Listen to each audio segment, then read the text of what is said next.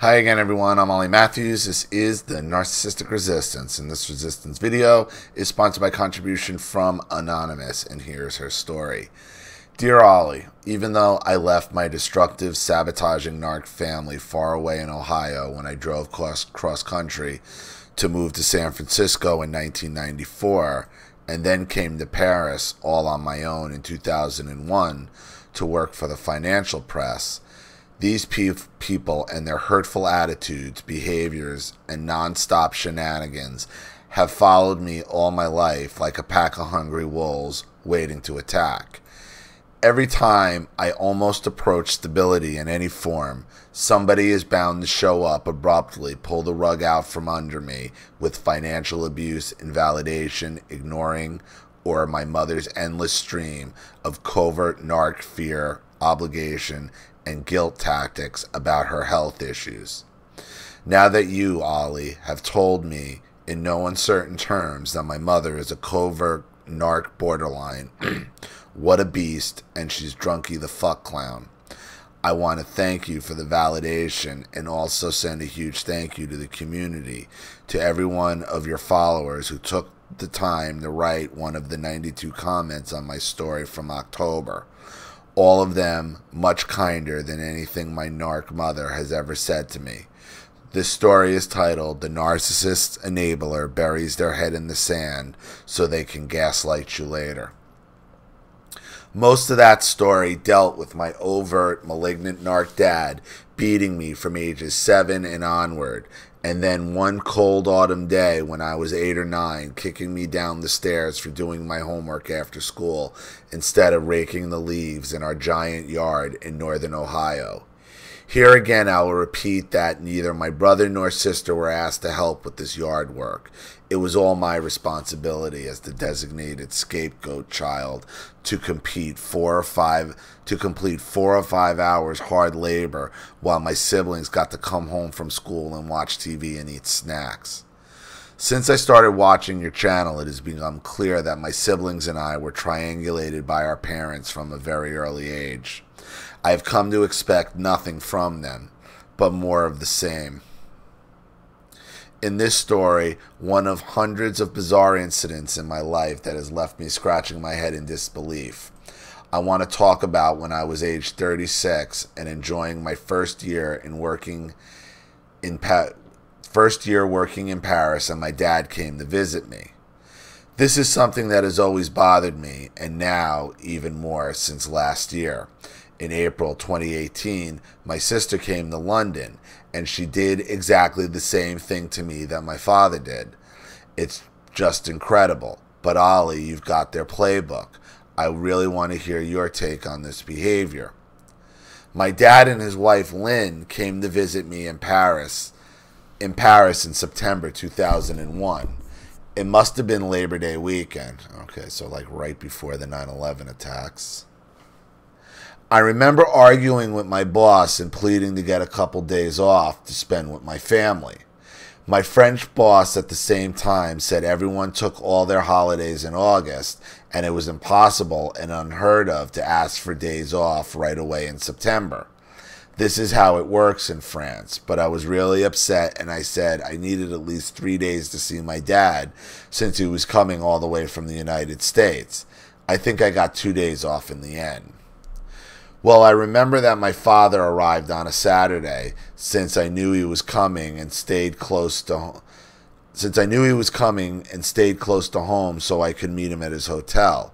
He was staying at the Ritz-Carlton at Palace Vendôme of all places, and as soon as he arrived. Incidentally, it was one of Lynn's sons, who was a very wealthy manager at Lehman Brothers, who sold off all his shares and left the firm 3 months before the collapse. Now that's suspicious, and who paid for the trip and the Ritz Hotel since his mom had never been to Paris. She clearly wanted to go to Paris more than my dad ever did. About 3 p.m., my phone rang and it was my dad saying he and Lynn were just getting into a taxi in front of the Ritz to go meet the open tour, hop on, hop off bus that takes you around all the big tourist spots in Paris. My dad said the next bus left in 20 minutes and their taxi driver was dropping them off at the bus stop behind the Louvre.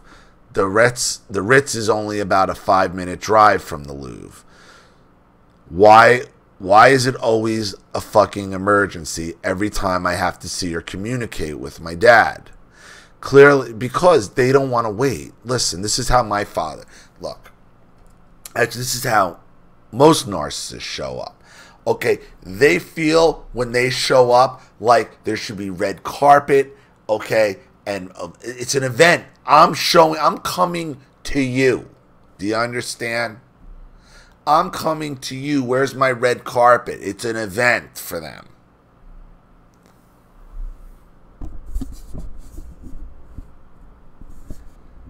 Plus, they have no respect for your life, for anything you do. You should be able to drop whatever you're doing, no matter what it is, your job, responsibility, at a second's notice, because it can't be that important because you're the one doing it.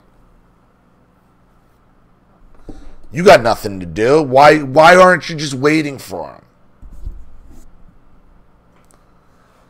Clearly, I told my dad I would need at least 40 minutes to get there since I did not live right next door to the Louvre. Of course, I was all dressed, showered, makeup on, etc., and ready to go at a moment's notice, but I still had to take the Metro Line 8 from my apartment in the 7th arrondissement, change at the Line 1 at Concord, and get off at the Louvre. I said I would be there as fast as possible, not having the money to take a cab, I should add. Running down the street to the Metro, always trembling, fearing the wrath that would be doled out for being late. Yeah, like, look, this is the leaves. This is training from being beaten for doing your homework instead of raking leaves. So basically what he's doing by showing up is he's bringing leaves for you to rake to France, and you're running to come get them. Fuck him.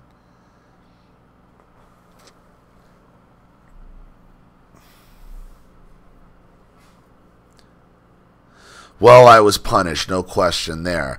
By the time I got to the Louvre, there was never fewer than 300 people milling around the entrance by the Grand Pyramid taking photos and whatnot, urgently asking anyone I could find, where is the Paris tour bus stop? Finally finding it, nobody there. That bastard arrived and just got off the bus and took off without me. Of course he did. After flying all the way over the Atlantic Ocean, presumably to visit me. Of course he did that. Oh my God, that's one of my that would be one of my father's trip. That is one of my father's tactics, to be letting you know you fucked up by their absence.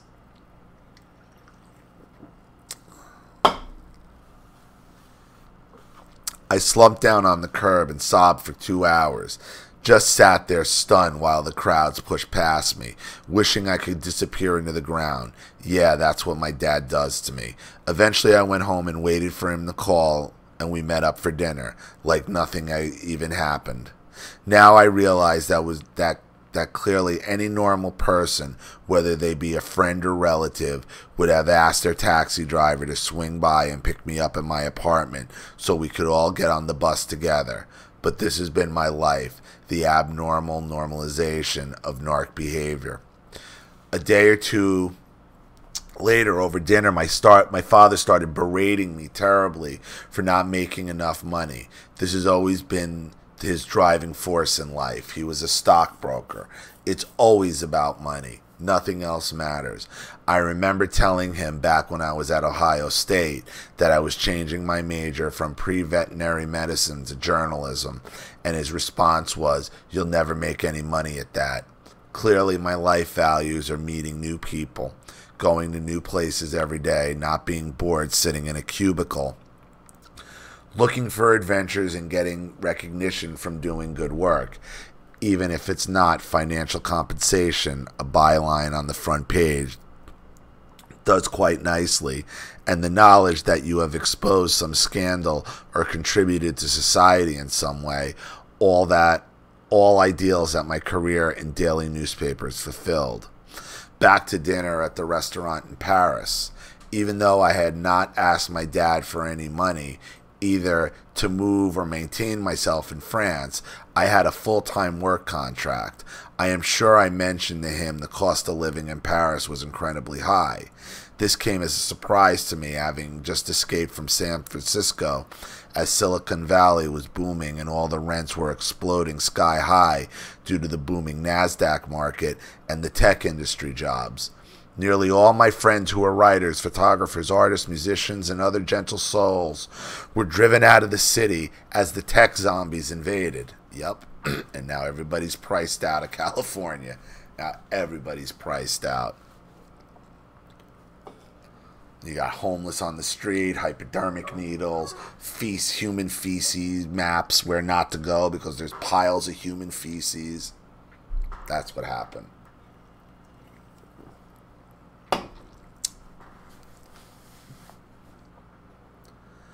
Despite all my workaholic tendencies instilled by my dad, the man never gave me any approval. That evening in Paris, apropos of nothing, he told me that I needed to change careers and get into sales. Sales? Yes, that's where you really make some money. Selling what?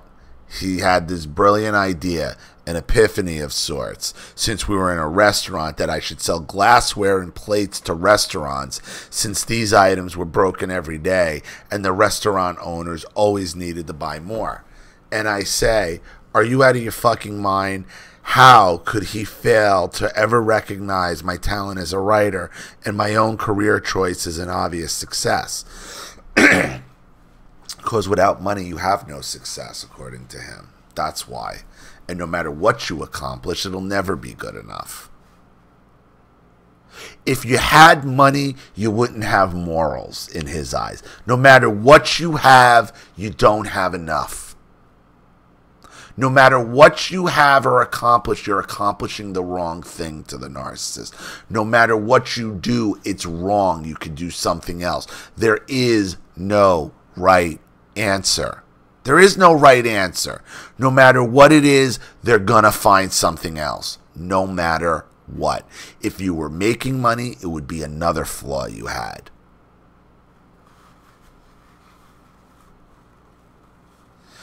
Does he imagine even for a minute if I was selling glassware to restaurants, I would have had the opportunity to live all over the United States, moving from city to city and bigger and better papers to advance my career?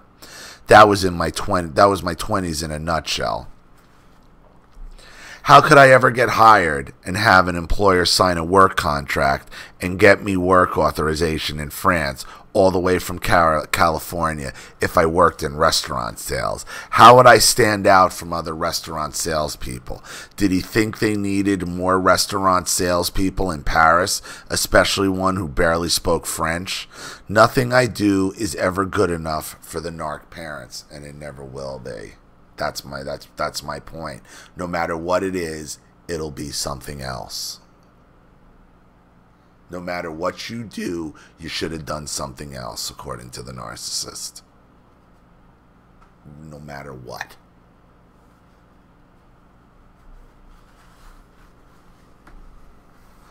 Well, I just put this whole Paris missing the bus trauma behind me until last spring when my sister Sherry and her husband were traveling to England, and I flew up from France to meet them in London.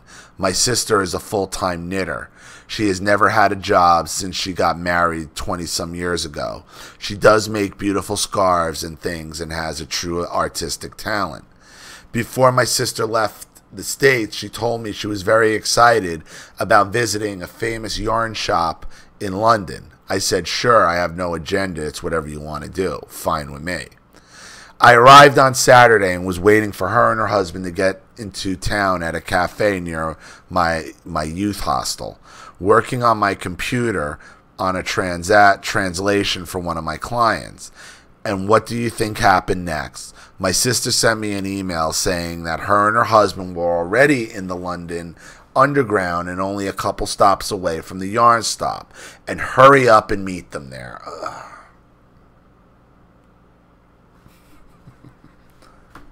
No regard. No, they will not this is all about they will not inconvenience themselves one iota for you. That's where they show you what they won't even make an extra stop for you. Just come meet us there. You come meet us.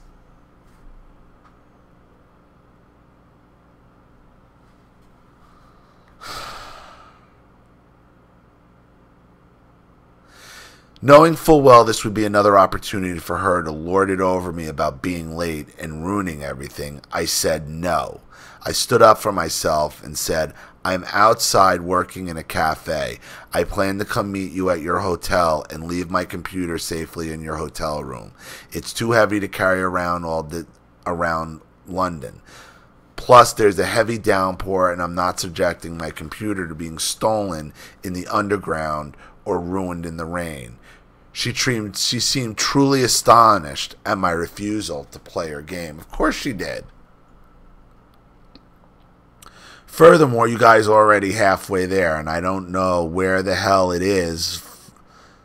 And from what I Googled, it looks like it's 40 minutes on the underground with 2 line changes where I am in Notting Hill. No, I'm not going to run right over there and meet you outside some random street corner all the way on the other side of town in the pouring rain. Next thing, you can't make this shit up, I heard what sounded like angels singing coming from the world-famous Kensington Temple and wandered in as the service was starting. I stayed for the entire uplifting 2 hours, while several times emailing my sister the address and a map to find the church, and asked her to meet me there when they finish at the yard shop. Did she do that? Of course not. Angrily, she calls from my youth hostel down the street where they went to find me and were standing at the reception desk. I'm like, chill out, I'm 3 minutes away. I left the church to meet them in the middle of the sidewalk, and I had called her cell phone, but she never picked up. When I finally found her, she said she didn't want to answer because the call charges were too expensive and to use her phone since she was still on her American phone network. So right there. She'll have you just at the drop of a dime. Okay? Well, wait a minute. Well, what is she emailing you on? She don't want to pick up the phone, but she can use the data to email you on the phone? What kind of fucking load of bullshit is that? So she won't even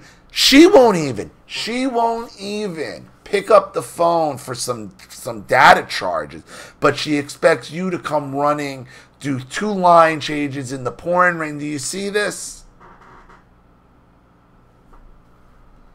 What a twat.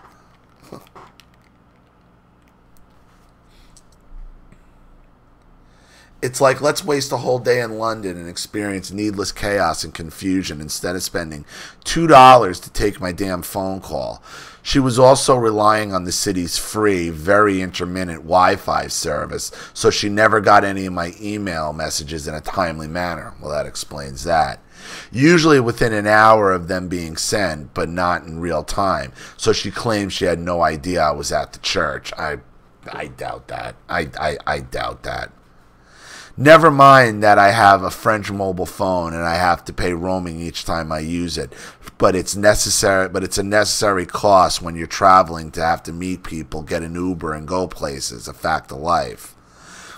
We went to a nearby pub for dinner, and that was all right. My sister and her husband had tickets to see the Book of Mormon at the West End Theater the next night, and I said I would love to go, too, if we could find a spare ticket online.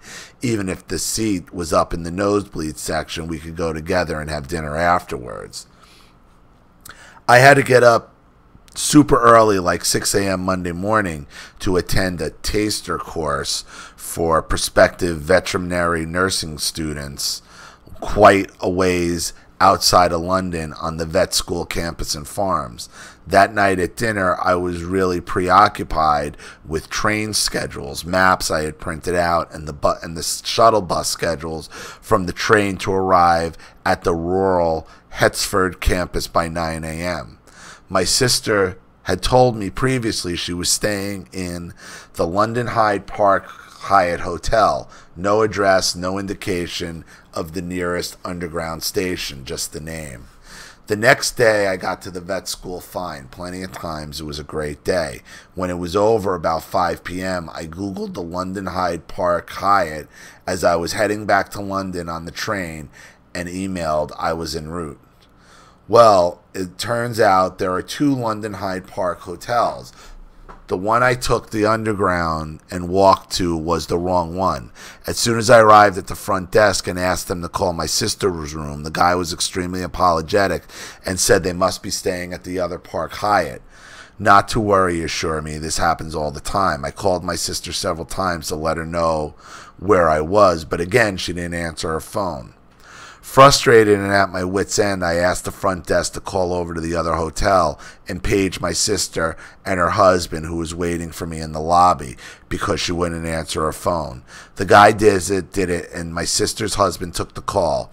We spoke briefly on the hotel landline and agreed it would be faster to just meet in front of the theater instead of me traveling all over town in the underground again, since the show started at 8 p.m. and now we're cutting it really close.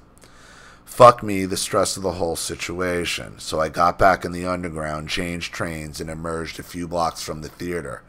Knowing my sister would be furious because she wanted to get inside and be seated a good half hour before the performance began, I started calling her to say, "Don't worry, I'm on foot a couple blocks away." And when I approached the theater crowd outside the door, my sister was standing there, her phone ringing loudly in her purse, and she was totally ignoring it. Fucking oblivious, she had looked at it and knew it was me calling. So there I go once again, all the apologies and formalities required, and all hail to the Queen. There is just no way I can ever win with these people. Right, and she's just torturing you the whole way, and you're allowing yourself to be tortured. You're allowing yourself, and she's just getting off on it. Shouldn't have called her one bit. You should have made her do all the calling.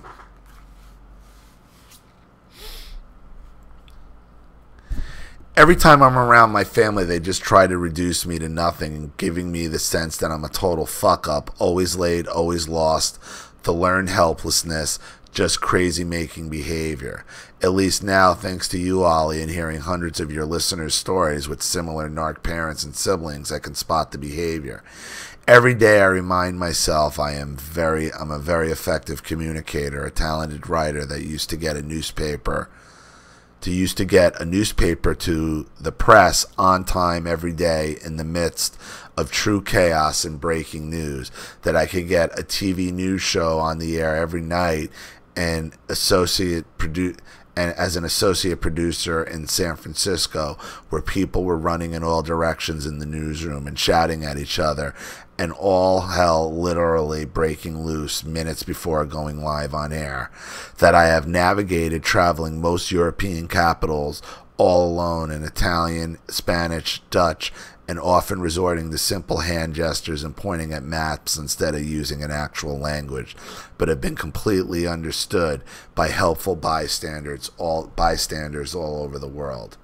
Yet when it comes to meeting anyone in my family for a simple meal at a restaurant, considering the amount of effort and confusion and stress and anxiety on my part, I end up utterly exhausted and thoroughly worn down, left without any resources, feeling I might as well be trying to reserve a private space shuttle for a trip to the moon.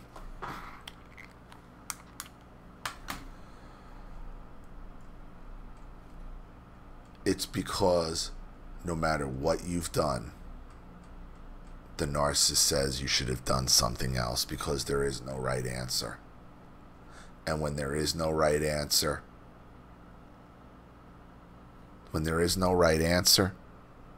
then all you're going to do is keep searching and searching and searching and searching for an answer that doesn't exist. It doesn't exist. And that's why you freak out whenever they're around, because they're making you search for an answer that doesn't exist. Period. So I hope that helps. Thank you, Anonymous, for your contribution and another story. I really appreciate it. Thank you to everybody watching. Please leave any opinions or advice in the comment section below. And again, if you want your story read on the channel, you have a topic you'd like me to cover, a narcissist you'd like to expose, you'd like to set up Skype, a phone call, have a private video made, or a Facebook live chat, or you'd like to sponsor a video like this for someone who needs help and can't afford it, or just make a contribution to the channel in general to keep it supported, growing, and successful, because this channel survives 100% on contributions from all of you. Without you guys, all this goes away.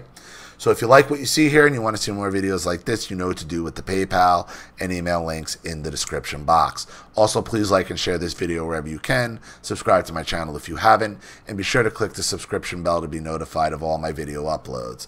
I'm Ollie Matthews. This has been the Narcissistic Resistance.